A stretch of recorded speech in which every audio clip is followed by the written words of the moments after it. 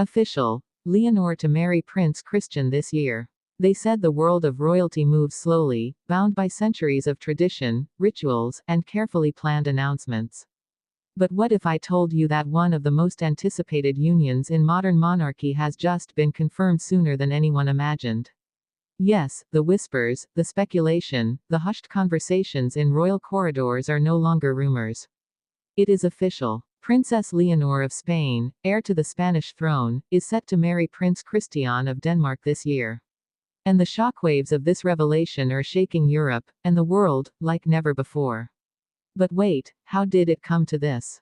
Why now? And why does this union matter far beyond the romance of two young royals? To understand this moment, we must peel back the layers of history, of politics, of love itself.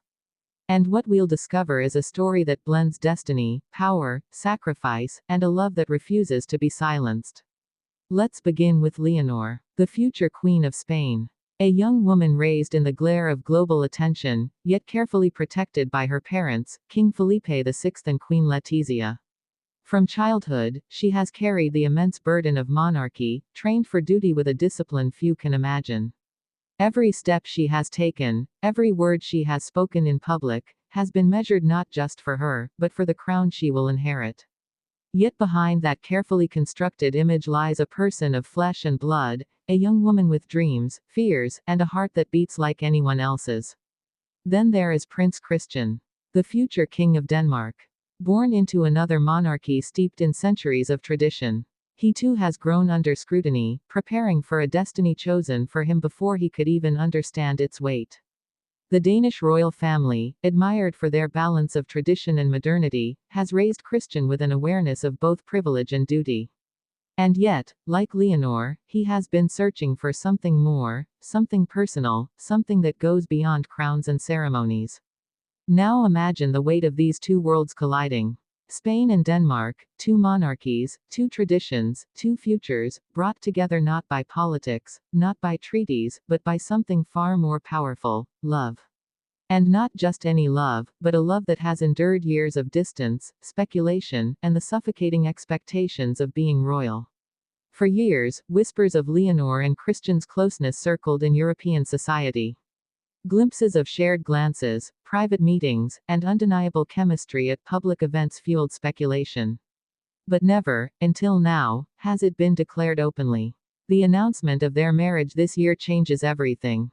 It signals not only the personal happiness of two heirs but the beginning of a new chapter in European history. Why does this matter? Because royal marriages have always been more than just personal choices.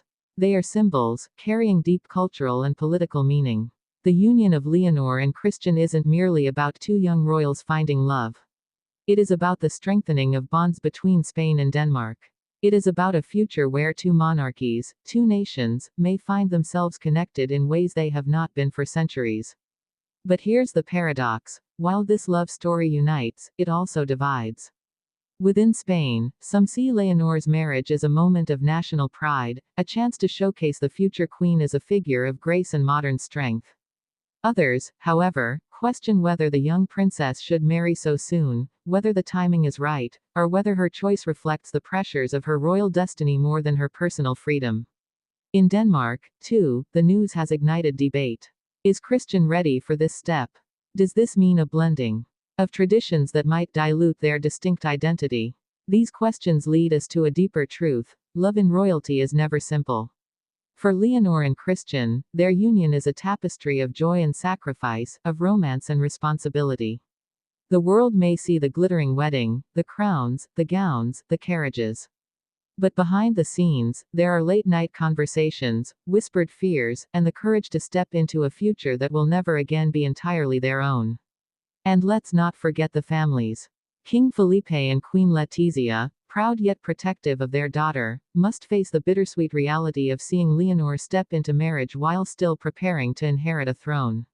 Queen Margrethe of Denmark, seasoned and wise, looks upon her grandson with the knowledge of what lies ahead. Their families, though separated by borders, now find themselves intertwined in destiny. But here is where curiosity deepens. If this union is official, if the date is set for this year, what will the wedding itself look like? Will it be in Madrid, under the shadow of Spain's grand cathedrals and palaces? Or will Copenhagen host, in its historic royal halls? Or perhaps, in a gesture of unity, both nations will share in the spectacle, creating a wedding unlike any before in modern Europe. And beyond the logistics, what will this mean for the young couple's future? Will Leonor continue her military training, balancing her role as Spain's heir with her new duties as a wife?